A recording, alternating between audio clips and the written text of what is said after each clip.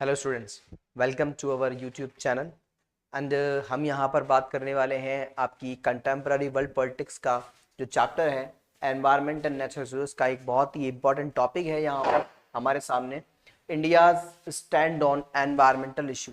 Means that कि यहाँ पर इंडिया का क्या इशूज़ रहा एनवायरनमेंट को लेकर के, या जो एनवायरनमेंट के इशूज़ हैं उनके लिए इंडिया का क्या स्टैंड रहा है यहाँ पर।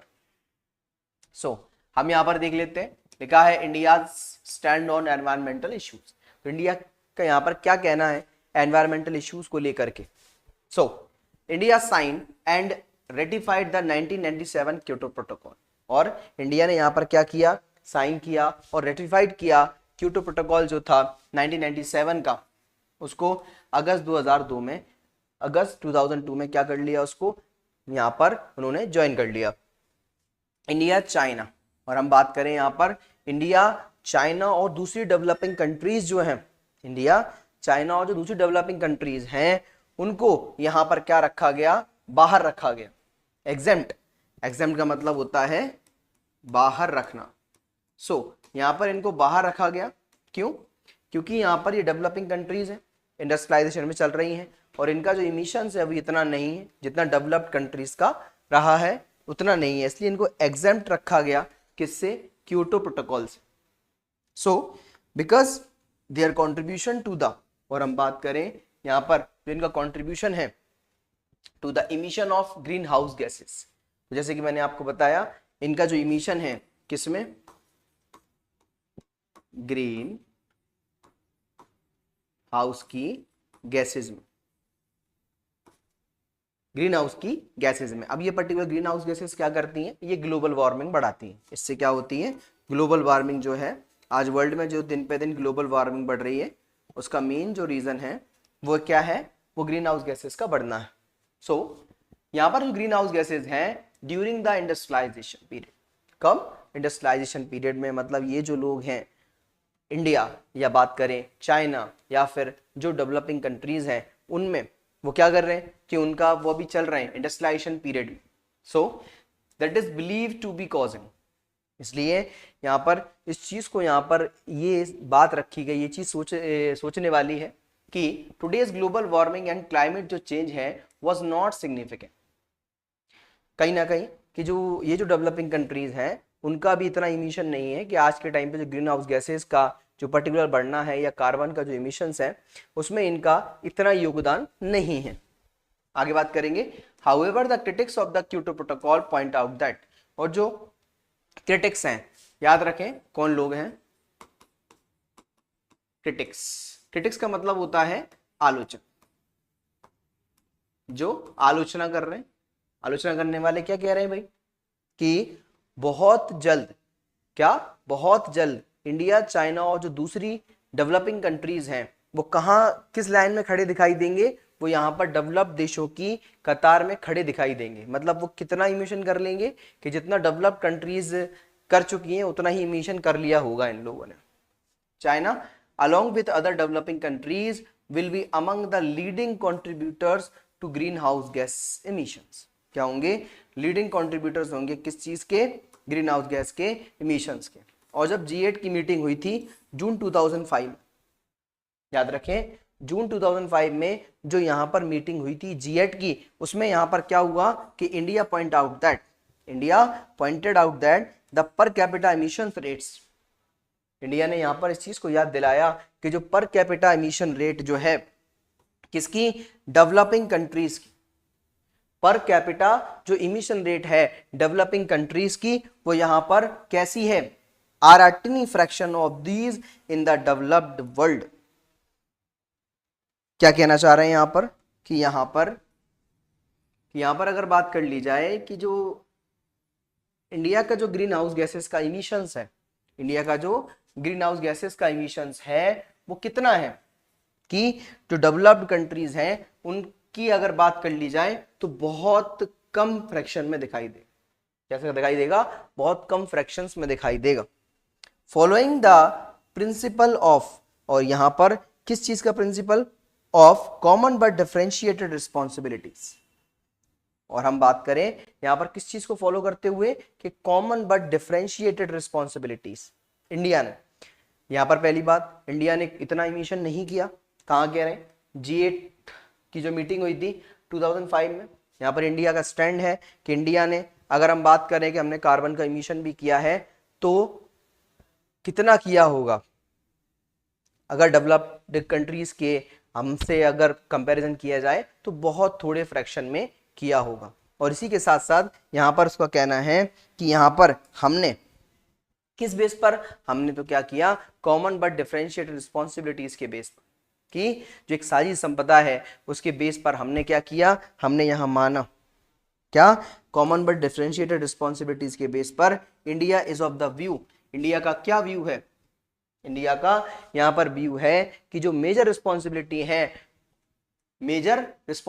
है कर्बिंग, कर्बिंग माने मतलब यहाँ पर लिमिट लगाने की, इमिशन किसको, इमिशन को, जो उत्सर्जन है किस चीज का, कार्बन के उत्सर्जन को जो कम करने का जो यहाँ पर सबसे ज्यादा जरूरी है रिस्पॉन्सिबिलिटी बनती है, वो किसकी है, वो डेवलप्ड कंट्रीज की है। किसकी है भाई, डेवलप्ड कंट्रीज की है, विच हैव अकाउंट, और यहां पर जो एक्यूमुलेटेड है emissions over a long period of time, जो बहुत लंबे टाइम से क्या कर रहे हैं, यहां पर बहुत लंबे टाइम से ग्रीन हाउस गैसेस की जो गैसेस हैं, ग्रीन हाउस गैसेस जो हैं उनका इमिशन करते जा रहे हैं, या फिर कार्बन का इमिशन बहुत टाइम से कर रहे हैं। इंडिया इंटरनेशनल निगोशिएटिंग, और इंडिया का जो इंटरनेशनल निगोशिएटिंग रही पोजीशन रिलाई करती है heavily on principles of historical responsibility. किसके बेस पर, हिस्टोरिकल रिस्पॉन्सिबिलिटी के बेस पर यहां पर ये चीजें रिलायबल हैं, एज इंश्राइंड इन UNFCCC, जो कहां पर देखी गई, UNFCCC में देखी गई। ये जो बातें कही गई वो क्या थी, दिस एक्नॉलेज दैट कि developed countries are responsible for most historical and current greenhouse gases emissions. यहाँ पर इंडिया ने क्या कहा, इस जगह पर UNFCCC में इंडिया ने क्या कहा कि जो डेवलप्ड कंट्रीज हैं उन्होंने यहाँ पर हिस्टोरिकल बेस पर और करंट, और इसके साथ हम बात करें करंट ग्रीन हाउस गैसेस का जो इमिशन है, कैसे यहाँ पर कंट्रीज यहाँ पर रिस्पॉन्सिबल हैं, इन्होंने एक हिस्टोरिकल बेस पर इमिशन किया है ग्रीन हाउस गैसेस का, मतलब एक बहुत लंबे टाइम से ये लोग ग्रीन हाउस के इमिशंस को करते चले आ रहे हैं।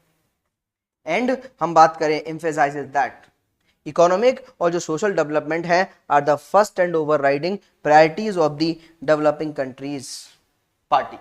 तो यहां पर अगर हम बात करें तो यहां पर सबसे पहले सोशल एंड इकोनॉमिक सबसे पहली प्रायोरिटी होती है किसी भी डेवलपिंग कंट्रीज की। आज के टाइम पे सबसे पहली प्रायोरिटी है किस पे ध्यान देना, सोशल और इकोनॉमिक, इन सभी चीजों को सभी बातों को बढ़ाना और एक लंबे टाइम तक इनको क्या करना, कंडीशन को अच्छा करना यहां पर जरूरी है डेवलपिंग कंट्रीज के लिए। India is very of different discussions, so India ने यहाँ पर बहुत सारे डिस्कशन जो हैं उनके बारे में कहा, डिस्कशन की है, बातें रखी हैं।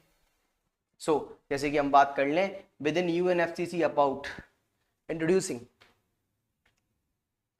इसको थोड़ा बड़ा कर लें,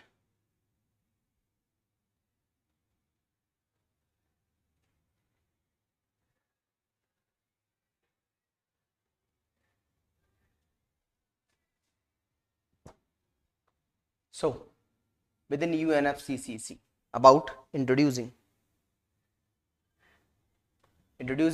binding commitments on rapidly industrializing countries such as Brazil, China and India to reduce their greenhouse gas emissions।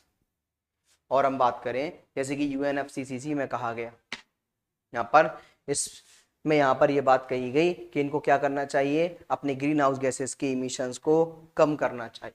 किसको, इंडिया को, ब्राजील को और इसी के साथ साथ चाइना को। So, India feels this contravenes the very spirit of UNFCCC। क्या, इंडिया ने यहाँ पर इस बात की आलोचना की और यहाँ पर इंडिया जस्ट इस बात के खिलाफ है कि जो कहा गया कि यहाँ पर क्या करें, अपने ग्रीन हाउस गैसेस के इमिशंस को कम करें। Neither does it seem fair to impose restrictions on India when the country's rise in per capita carbon emissions by 2030 is likely to still represent less than half the world average of 3.8 tons in 2000।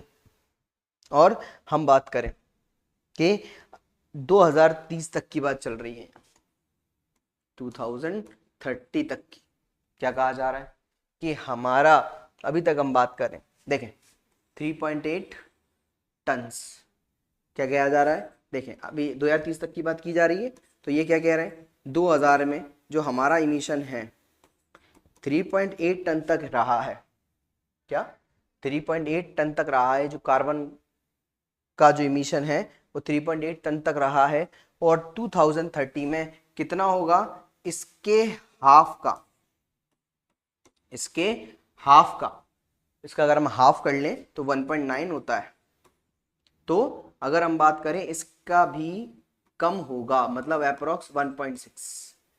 अभी हमने कितना किया है, 3.8 ton किया है, 2030 तक हम कितना करेंगे, 1.6 और करेंगे। मीन्स दैट कि अगर हम यहाँ पर 3.8 में प्लस कर दें 1.6 तो यहाँ पर कितना हो जाएगा, 5.4।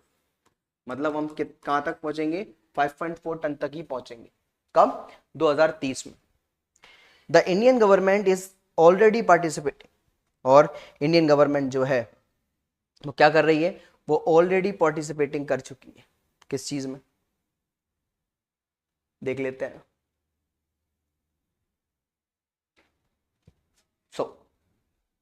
तो हम यहाँ पर बात कर लें कि जो इंडियन गवर्नमेंट है is already participating in global efforts through a number of programmes. Global efforts में नंबर ऑफ प्रोग्राम्स के साथ, क्या नंबर ऑफ प्रोग्राम्स के साथ